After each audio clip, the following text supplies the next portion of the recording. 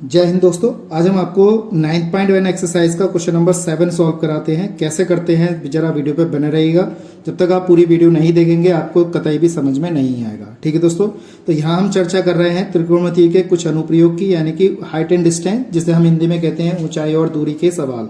तो ट्रिग्नोमेट्री में एक अच्छा ही टॉपिक है ये, ऊंचाई दूरी पर आधारित। तो इसमें आपको अच्छी तरह समझना है कि कौन सा कोण 45 डिग्री का कहाँ पे बनता है और 60 डिग्री का कहाँ पे बनता है और कैसे बनता है, वो चीज आपको देखनी पड़ेगी। ठीक है दोस्तों, तो देरी न करते हुए स्टार्ट करते हैं। चैनल पहली बार आए चैनल को फॉलो करिएगा, सब्सक्राइब कीजिएगा, वीडियो को या शेयर कीजिएगा और बेल आइकन को प्रेस कर लीजिएगा, जिससे कि नए नोटिफिकेशन आपको तुरंत मिले। ठीक है दोस्तों, और कमेंट जरूर करिए, जिससे कि हमें पता चल जाए कि आपने हमारी वीडियो देखी, और उसमें जरूर बताइए कि आपको हमारी वीडियो कैसी लगी। ठीक है, तो इसमें लिखा है भूमि के एक बिंदु से एक 20 मीटर ऊंचे भवन के शिखर पर लगी एक संचार मीनार के तल, यानी कि भूमि के एक बिंदु है, इस पर 20 मीटर ऊंचा एक भवन है। तो अगर हम देखें तो मैंने यहाँ पे इस टाइप से एक मीनार बना दी है, यानी कि भूमि से यहाँ से, ठीक है, अगर यहाँ से यहाँ तक देखा जाए तो ये एक मीनार, यहाँ पर एक भूमि, ये भवन दे रखा है, इस वाले बिंदु से लेकर इस वाले बिंदु तक।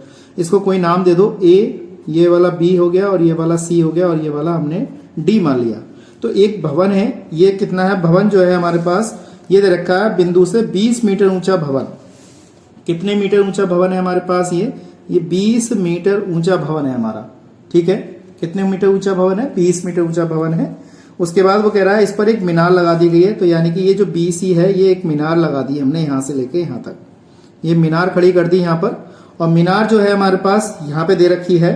उसके बाद सवाल में कह रहा है जो मीनार के तल है और शिखर के उन्नयन कोण, देखिए संचार मीनार के तल और शिखर के उन्नयन कोण, ये बात ध्यान में रखनी है।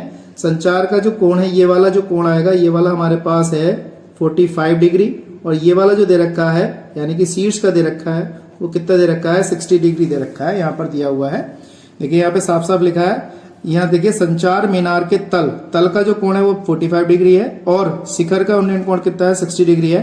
कह रहा है मीनार की ऊंचाई बताइए। तो मीनार कौन सी है हमारी, यहाँ से लेके यहाँ तक है, इसकी ऊंचाई हमें ज्ञात करनी है। ठीक है, तो मैंने इसको एक तरफ रखा, और अगर हम बात करें यहाँ पर तो इसकी ऊंचाई ज्ञात करा रहा है BC की। तो BC की ऊंचाई ज्ञात करा रहा है, इसको हमें पता ही नहीं है, तो इसको हम क्या मान लेंगे, x मीटर मान लिया हमने यहाँ पर। ठीक है, x मीटर हमने इसको मान लिया। तो सबसे पहले हम बात करते हैं इस वाले ट्रायंगल की बात करते हैं, और ये पूरी अगर ऊंचाई देखी जाए ये वाली, तो कितनी हो जाएगी हमारे पास, ये हो जाएगी 20 प्लस h, क्योंकि ये भी ये h और ये प्लस कितना हो जाएगा 20, इसमें ऐड हो जाएगा। तो सबसे पहले बात करते हैं इस वाले ट्रायंगल की, क्या क्या चीज हमें दे रखी है यहाँ पर। तो हमें देखिए AB की दूरी दे रखी है कितनी, 20 मीटर दे रखी है, और BC की दूरी हमें दे रखी है h मीटर, इसकी दूरी हमें ज्ञात करनी है। अगर एंगल की बात करें तो एंगल हमारे पास दे रखा है ADC, हमें 60 डिग्री दिया है, और एंगल ADB हमें दे रखा है 45 डिग्री। ठीक है, और हमें AD हमने क्या मान लिया है यहाँ पर, AD हमने x मीटर मान लिया है यहाँ पर। तो हमने जो हमें मान ली है वो हमें यहाँ पे लिख रहे हैं, उस चीज को हम सॉल्व करना है। x की वैल्यू ज्ञात करके यहाँ पे h की वैल्यू हमें ज्ञात कर लेनी है। तो कैसे करते हैं देखिएगा।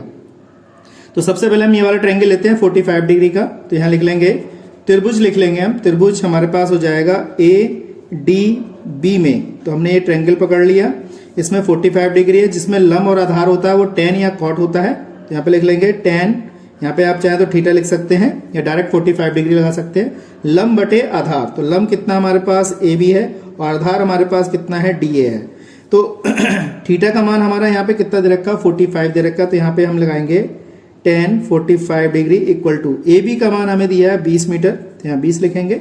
आधार कितना है x, तो tan 45 का मान 1 होता है, तो x बराबर कितना आ जाएगा हमारे पास, 20 मीटर आ जाएगा।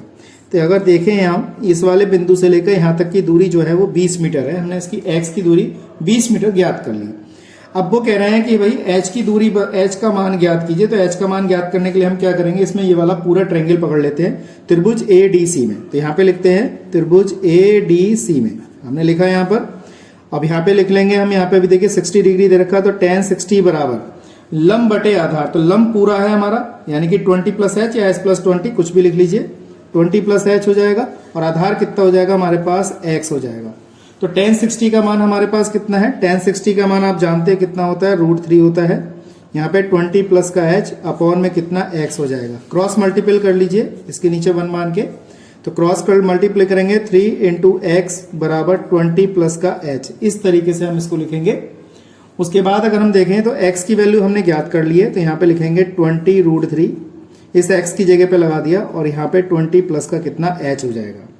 हमने क्या किया, इसको इधर भेज देंगे, 20√3 माइनस का 20 इक्वल टू h, यहाँ पे हमने 20 कॉमन निकाल लिया, √3 माइनस का h, √3 माइनस 1 इक्वल टू कितना h।